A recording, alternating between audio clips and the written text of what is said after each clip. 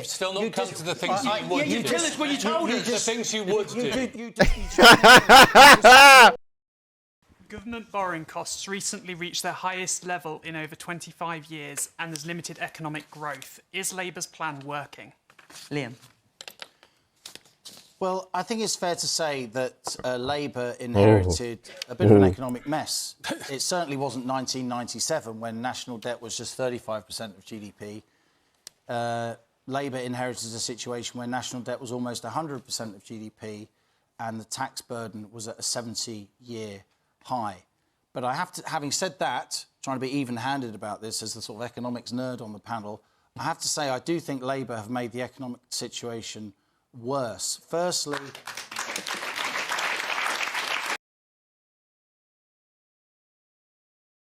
let's see what he says. No, let him say, and then I'll jump in and tell everybody, tell the viewers, the beautiful people watching around the world, why this guy's wrong. Firstly, as part of a kind of economic parlour game to talk down the economy and pretend there's a big hole in the public finances, as if you don't understand what's happening in the public finances if you're running the shadow cabinet. Of course you do. To pretend there was a £22 billion black hole in the public finances so you could then introduce tax rises that you didn't talk about in your manifesto ahead of an election, I thought was pretty sly and disingenuous. And most professional economists agree with me. If you talk down the economy when you are in office, guess what? Employers employ less, investors invest less. It's more important than being in opposition. And so the economy did start slowing, the figures now show, in August and September. We had 0% growth in September and October and just 0.1% growth in November. That number came out today.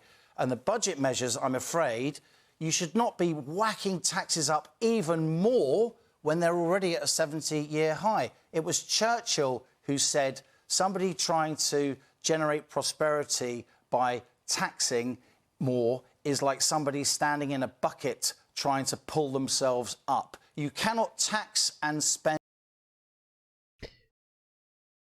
Churchill lost the 1945 election, by the way, to Labour, who set up a nationalised healthcare service. But yeah. And borrow your way to prosperity. And that is a lesson that Tony Blair and Gordon Brown the figures now show in August and September. We had 0% growth in September and October and just 0.1% growth in November. That number came out today.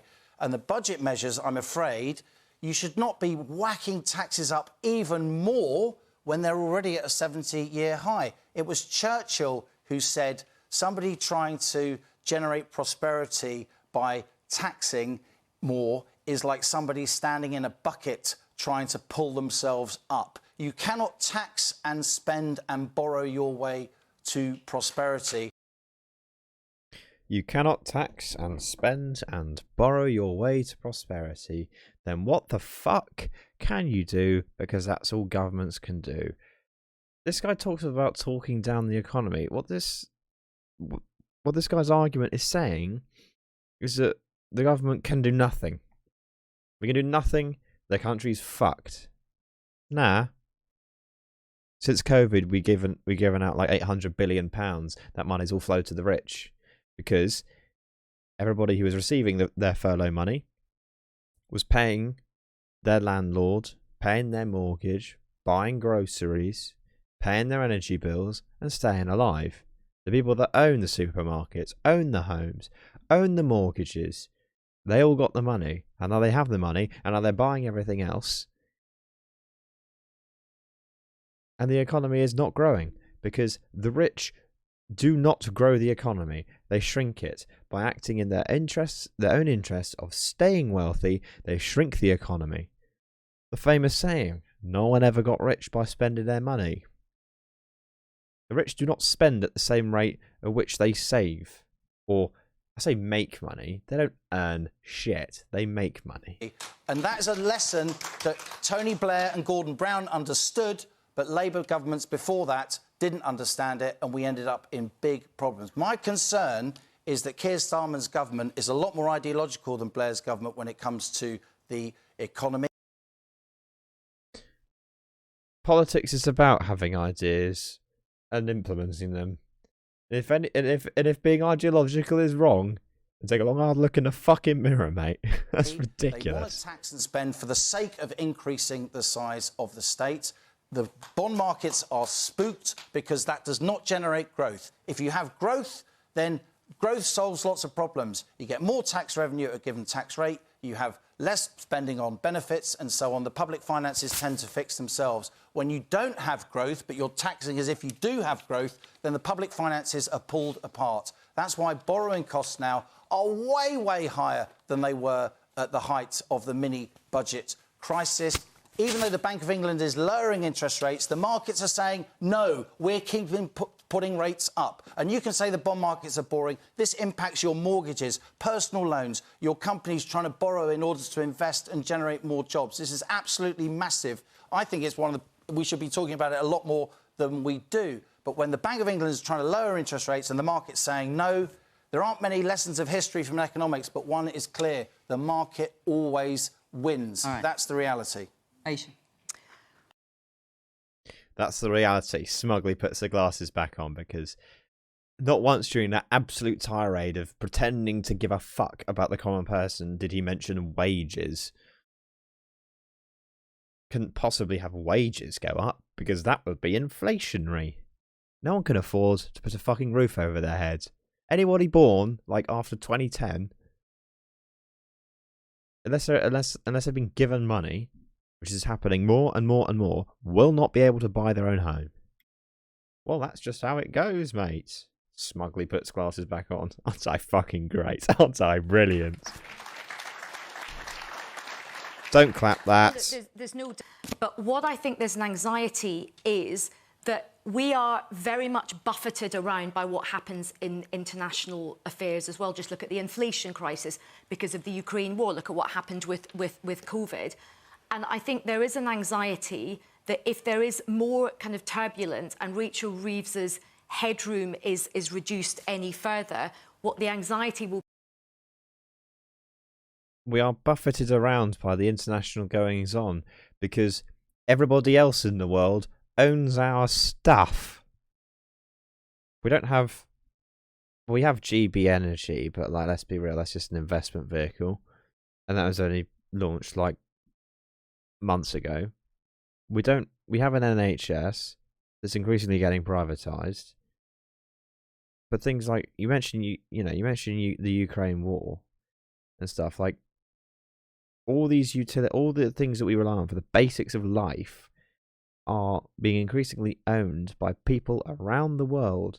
So when there's a global shock, we're not insulated from it, and because we're an island with little growth, because, you know, growth is the most important thing, and not living standards, not life expectancy, not literacy rates, then we just get buggered. But she won't make the argument for socially owned utilities and socially owned natural monopolies, because she was made a lord by Keir Starmer. Will be is there going to be more tax raises? Now she says she doesn't want to do that. That means will there be spending cuts? And I think that will be really, really difficult. There's so many services. We've just been discussing the NHS. We've just been discussing social care. There's so many services which are already cut to the bone. I don't think they could actually weather any more restrictions to public spending. You don't sound massively confident. Well, I'm just being... in terms of what you think is in future for all of it. Well, I'm being honest. I think we have to be absolutely honest. This was a difficult inheritance. You know, let's not forget there were something like 4 chancellors in kind of recent succession. What this country needs in the Treasury is we need some stability, and we do need some tough long-term decisions like planning. If you want to really get growth going in this country, doing things like house building, housing is one of the biggest challenges facing this. But there's no quick fixes for any of this, and I think she's been honest. Publicly owned homes. Man in this, right in the middle with the glass and the doubly sweater, yeah. Liam, what's the answer then? You're telling us what she can't do and how it doesn't work. How does it work? There's no money. Here we go. The answer is to economic expansion to get the economy moving, and you're not going to get... What do you mean by that? What I'm about to say, Fiona. Yeah. Getting the economy moving, and I'm afraid you don't get the economy moving when you put an increase in employer national insurance contribution. Look at this guy stammering, panicking now that someone's actually said, okay, so you've pointed out everything that's wrong. How to get the economy going after this guy has ruled out taxing and spending and borrowing, the three things that government can do to influence economic growth. No, don't clap. How are you going to do it? I'm getting there. Yes, go on, mate. Fucking What kill him. He wants you to get to the point a bit more quickly. Okay, thank Fucking. People stop interrupting. Well, crack on then. Okay. Oh, everyone's interrupting me. Yeah, you ain't got a clue, National mate. Insurance by 1.2%, and then you sneakily lower the threshold to £5,000. People in the audience know that people are going to employ fewer people. There's going to be less tax revenue. I'm afraid when you whack up the minimum wage by 16% in one hit... You've still not come to the things you would do. You tell us what you told us. The things you would do. No, we do want to hear it. We do want to hear it. What's the answer? What's the answer? Not the You negative. have to make the state smaller. That state has to get out of the way. So is that Right? public spending cuts? That's Is that what free you growth. mean? This is And it's Austerity. in It's an public infantile spending. discussion. That's If you what has to increase the... Sorry, are you calling that member of the audience infantile? No, I'm saying if you just... It's not about spending cuts, it's about getting the economy growing, and then you can sustain more government spending. But how? All right, well, look, in fairness, It takes time. Liam, he gave us his answer by taxing less. That's your view, Callum. So the challenge we have, as Liam is correct in saying... No, why, Fiona, why did you move on? That guy was on the mat. An audience man was just going... These people have no ideas. They have no answers. Going back to our last video, Conservatives offer nothing. It's literally said, how do we get the... How do we fix the economy? You've got to grow the economy. Yeah, but how? No, you've got to grow the economy. How do we do that? By growing the economy. Here's a little factoid for you. Hampshire County Council spends 83% of all of its spending on social care. That doesn't produce an economic output. That keeps people alive. That can then go on to produce economic output by being in jobs, by being healthy, etc. So what he's saying is, no, we need to get rid of, like, keeping people alive and keeping people healthy and just grow the economy, mate. And this guy calls himself an economist and gets paid way more than I'm ever going to get paid in my life. Full fucking feast! Is that the budget has done nothing to promote growth. And what I hear when I'm speaking to businesses in my part of the world, they are being clobbered from every side. They don't see a way in which they're going to be able to develop, to grow, to create new jobs. One of the biggest barriers to that is a self-inflicted one, because we have deliberately cut off our access to our biggest market, the European Union. Yay, Brexit! The solution to growth is having a much deeper and tighter relationship with the European Union over the next 5 years, so that we can get back to a position where businesses like those in my constituency are not tripping over the new red tape. So it's not about going back into the European Union. It's about having a constructive and deep relationship and getting on with that. And that's all the more important when Donald Trump is threatening us from the other side of the Atlantic. We have neighbours on our doorstep who want to have a deeper and richer relationship with us, and this Labour government should get on with it. Good point. Okay. Good point about Trumpy. Ellis's question... We need to detach from the states. Is Labour's economic plan working? No, and I don't know if you remember, but during No, the it's general not. election, Rachel Reeves talked a lot about growth and how she was going to deliver growth. And in fact, her and Keir Starmer talked about it endlessly. And then she came into Westminster and killed growth stone dead with her budget. They talked the economy down from the day they came to power, talked it down, which made investors very nervous. The cost of our borrowings, our interest rates on our borrowings rocketed. I think she brought 150 million in from her trip to China, which was a drop in the ocean compared to the billions we paid out that week just in interest payments alone. It was just out of interest, it was 600 million over 5 years. The markets from China. From China? Yes. Okay, We're spending more over on debt 5 interest years. than we do on schools each year. And How moral is hospitals. that? No, Liam, schools and hospitals, Yeah. I believe. No, it's more not. are It's interest schools, believe me. payments on our debt. It's schools. And to think that the issue I have is not the question you put to Liam, which is how do we get growth? And there are lots of ways to get growth. Does anybody remember Margaret Thatcher's enterprise allowance scheme and the entire generation of small businesses that were bred across the country? There are lots of ways to bring in growth. But when... Hang on a second, Nadine. Margaret Thatcher's enterprise allowance scheme. That sounds like the state spending money.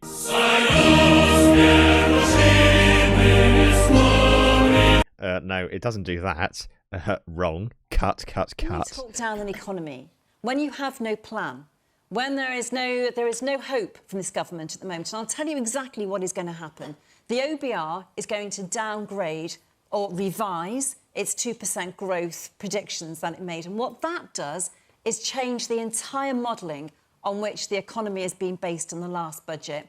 And as sure as eggs are eggs, Rachel Reeves will be back to the dispatch box in the spring. It won't be called a budget, it'll be called an announcement, spring statement. And she's going to have to raise taxes again. And we are now entering that... And the only choice she has is to tax the fucking rich. Economic doom loop that we do with every socialist ideological government. It's going to be... What? Hello. Who said that you were a socialist? I wasn't aware that the Greens won the general election. Get in. Hooray. We've got a socialist ideological government. Oh.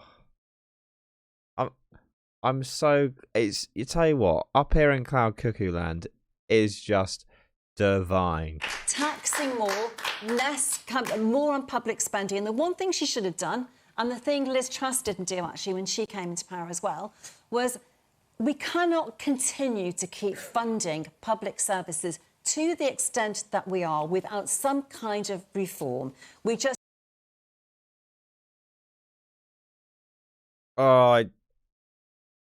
At this point, I feel like these guys are just saying this stuff as, like, rage bait. John mentioned about, like, 83% of Hampshire County Council's spending is on social care. We're funding stuff to keep people alive. We're not funding stuff just because, well, you know, we're spending loads of money over here and what have you.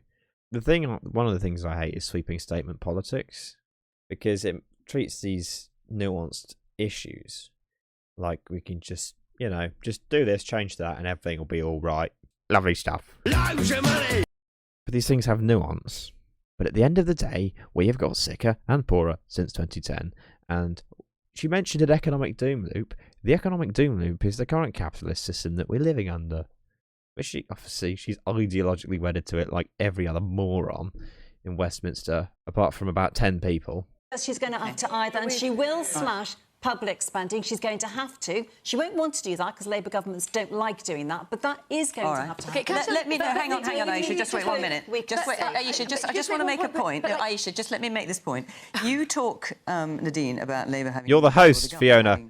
Don't make points. ...plan.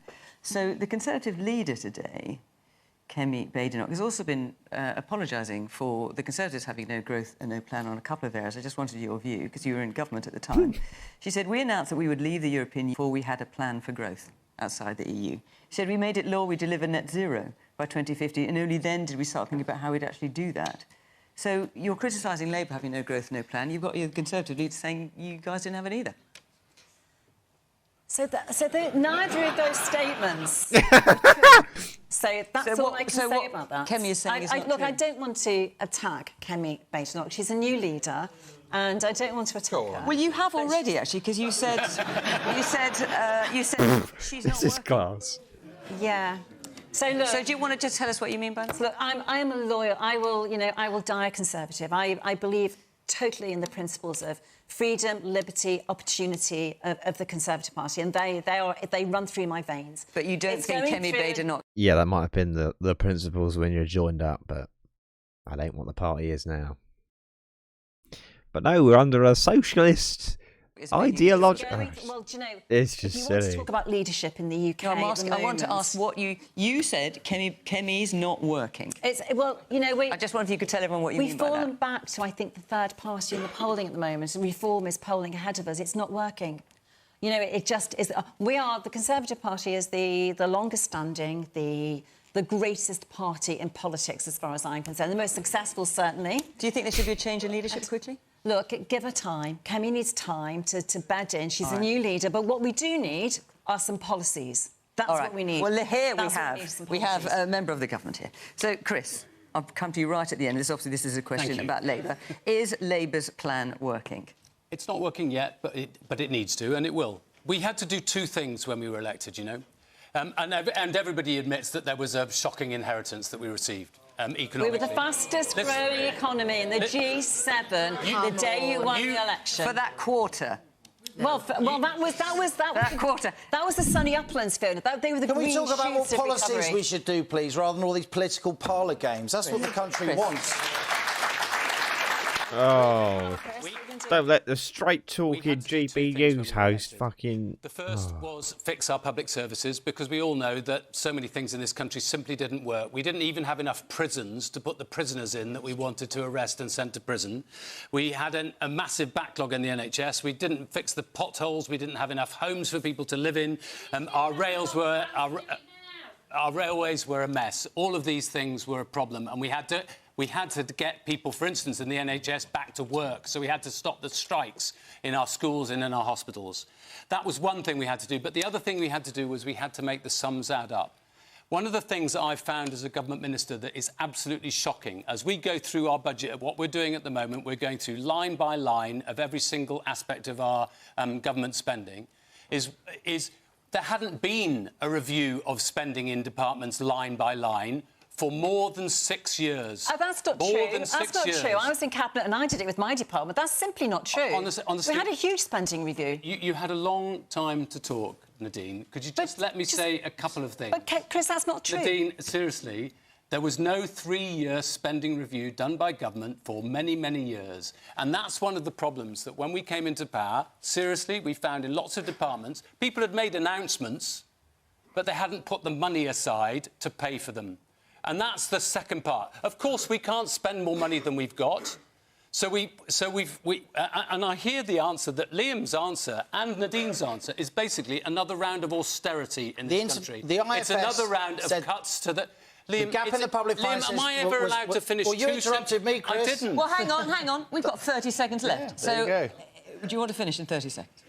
30 seconds, go for it. Go on. We need to grow the economy, of course we do. Tomorrow I will be helping launch the creative industries, because pull the growth lever. 1 in 14 people in this country now work in the creative industries. If we're going to grow the economy, we're going to be relying on some of the sectors that we haven't historically in the past. We launched an AI opportunities plan earlier on this week, another area of growth with dramatic amounts of extra investment into the UK economy. Those are the kind of things that we need to be working on. But the idea that another round of austerity to undermine further our public services in this country would deliver growth in this country, frankly, is for the birds. Right. Well, And big clap there. Clap that. Clap it more. Clap more. Clap more. Clap more. So forgive me, all of those who got your hands up and I didn't get round to you. I apologise. We've been saved. Oh my goodness. This is just the first programme after Christmas. Well, I think it'll be like the rest of the year. Right. The first programme after Christmas. If you've enjoyed today's video, please, I don't know, tell your mum about it.